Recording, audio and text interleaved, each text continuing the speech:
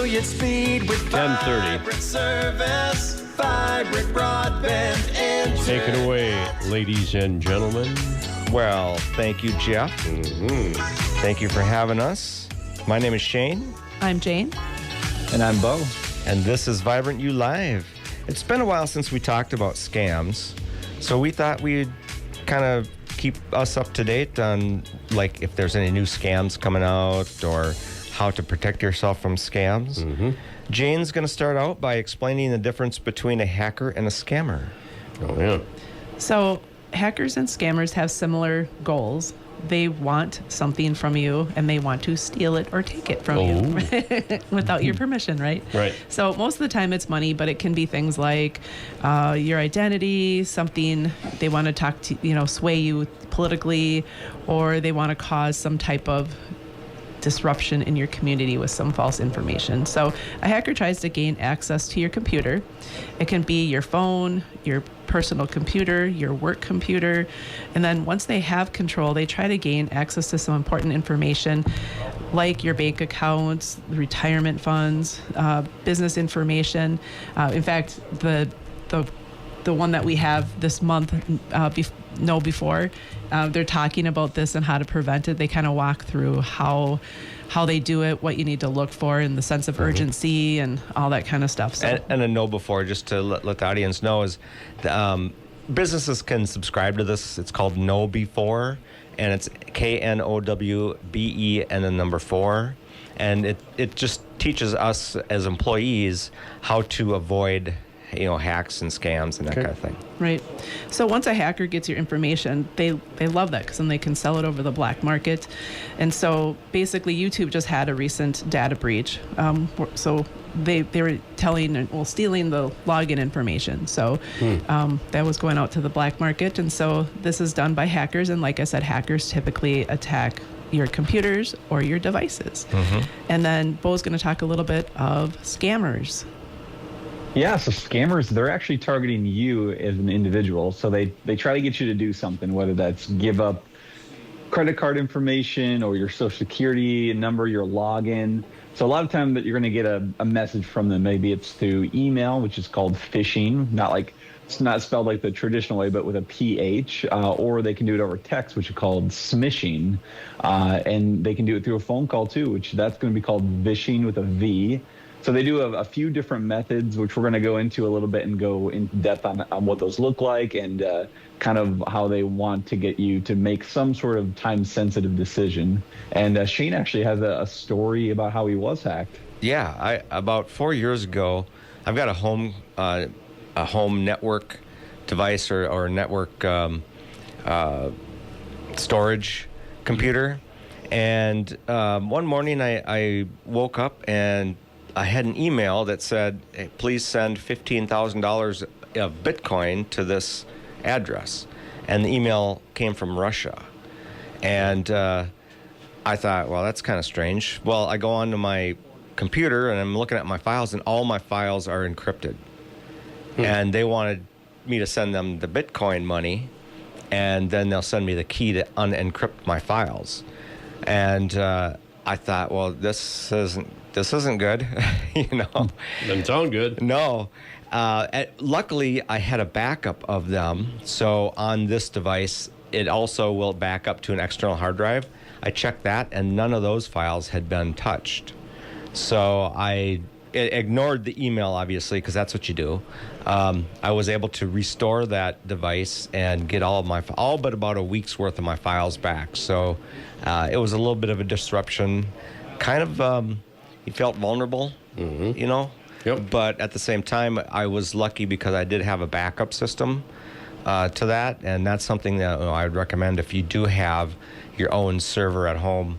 Run a backup and keep that kind of in a separate location or whatever, so that if this happens to you, you actually have a backup of that, and you can just ignore those ransom emails like I did. Shane, how did they get in?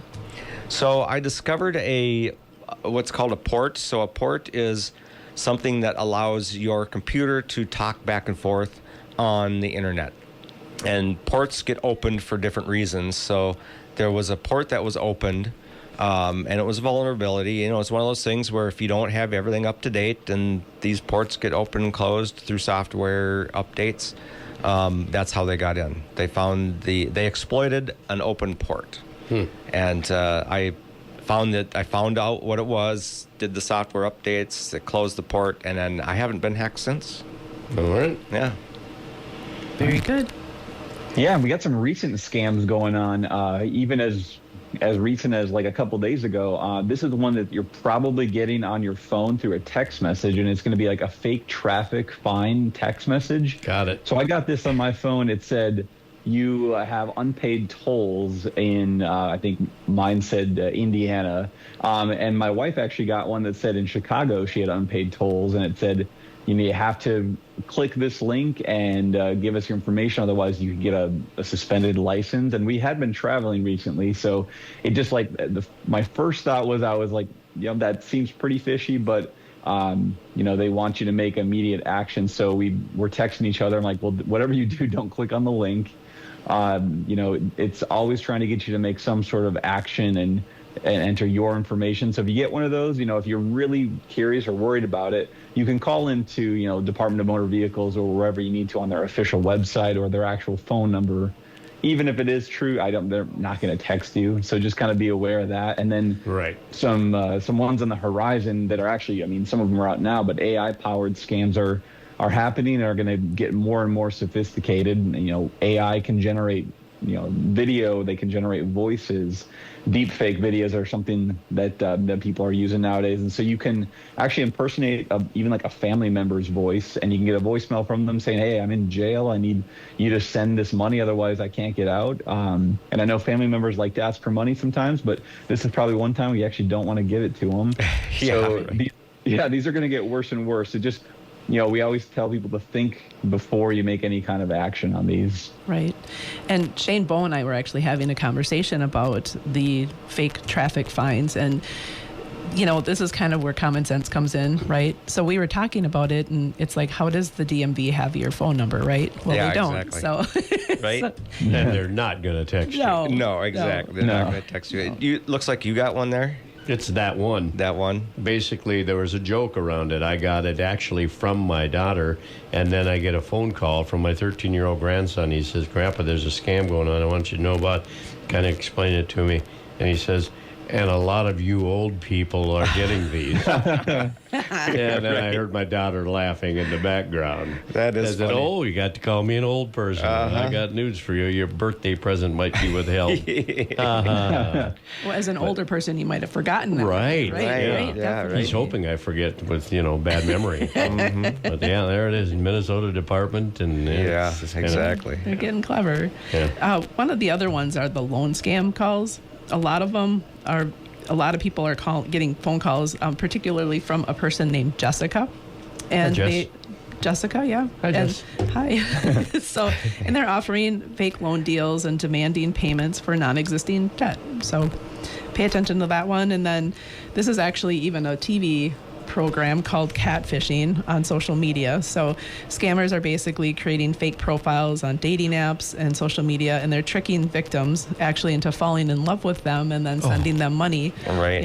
It might be this beautiful woman, but it's actually a 60-year-old male scammer that's not nearly it's not good.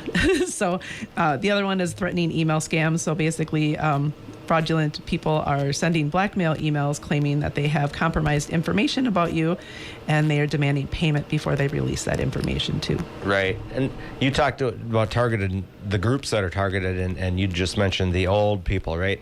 Well, senior citizens are targeted a lot. And just because they're not familiar with computers, a lot of us tend to be especially in Minnesota, Minnesota nice. It's like, well, who's going to, this can't be a scam. I mean, everybody's good and everybody's nice. And so that kind of thing. So senior citizens are targeted a lot. But young adults, even though the senior citizens are targeted more often, younger people tend to lose more money per scam because they are particularly vulnerable to online shopping fraud and cryptocurrency scams and things like that. So, as much as you old people need to understand the scam. Younger people actually get caught up in spending more money per scam. Middle-aged adults get targeted as well, and they often lose money to investment scams or employment scams or like online purchase fraud, where you go to Facebook and Jane mentioned this, that she saw an ad on there for a couch from Macy's for like $40, and really that's not going to be that way. But one of her friends actually fell for it and clicked the link and tried to order it, but that order didn't go through. And then small business owners a lot of times get targeted because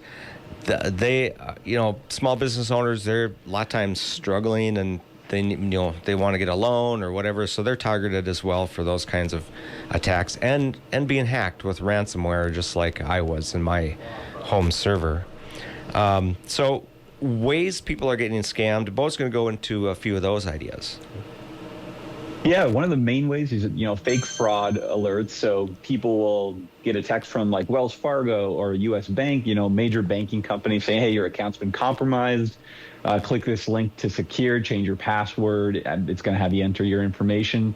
That's a big way, and that's one that's been around for a while. But another one is fake investment opportunities. Now, everyone's trying to invest in the stock market and want something lucrative, and you're going to see something where maybe it's cryptocurrency or some sort of investment that's like a get-rich-quick scheme, and you want to make sure to be wary of those and not click any links. If you're going to do any kind of investments, obviously go through the proper channels, whether it's the actual website or the app that you want to use.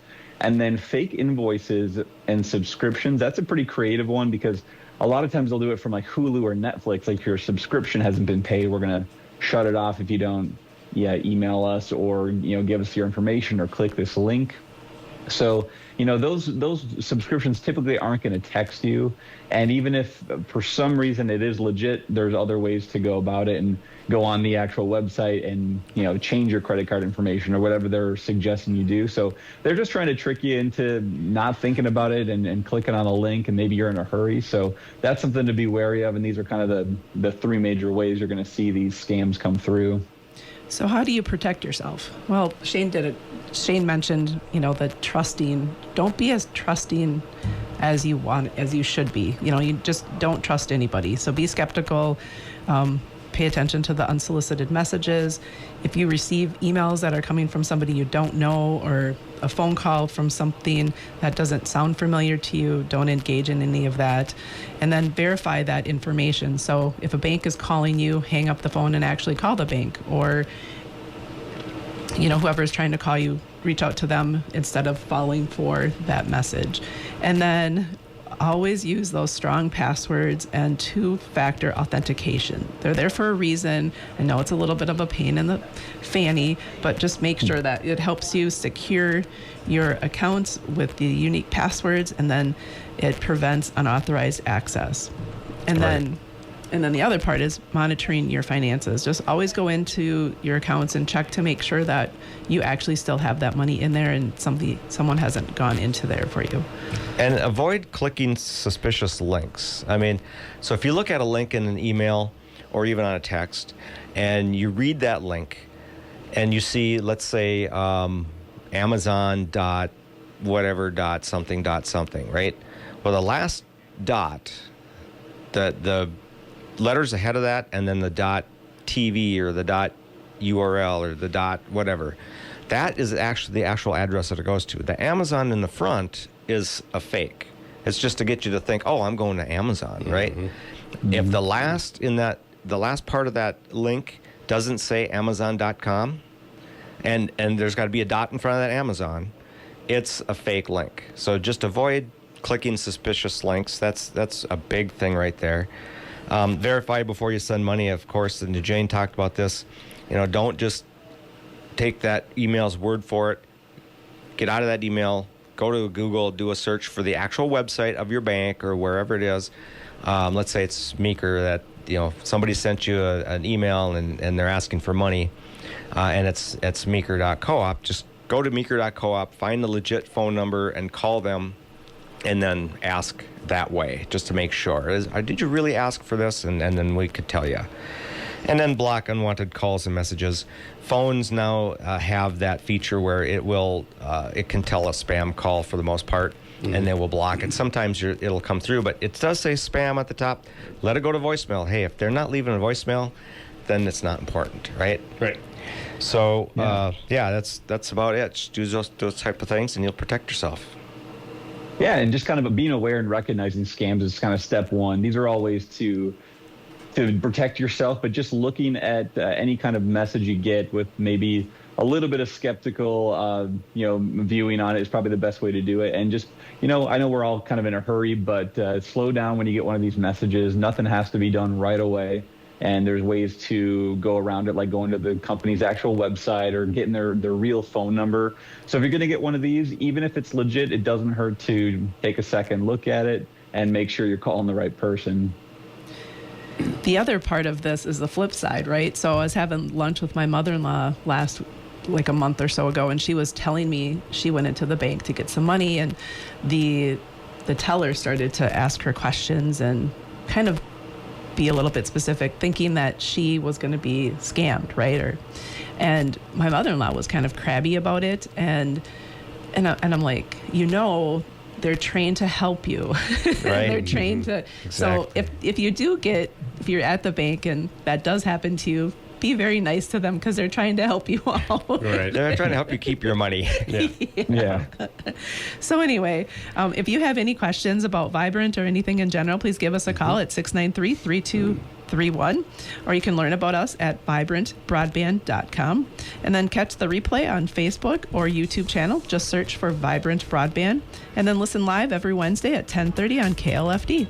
All right. Well, thank you, Jeff, for having us. Absolutely. Anytime. Thank you, audience, for listening. My name is Shane. I'm Jane. And I'm Bo. Tune in next week for another Vibrant U Live.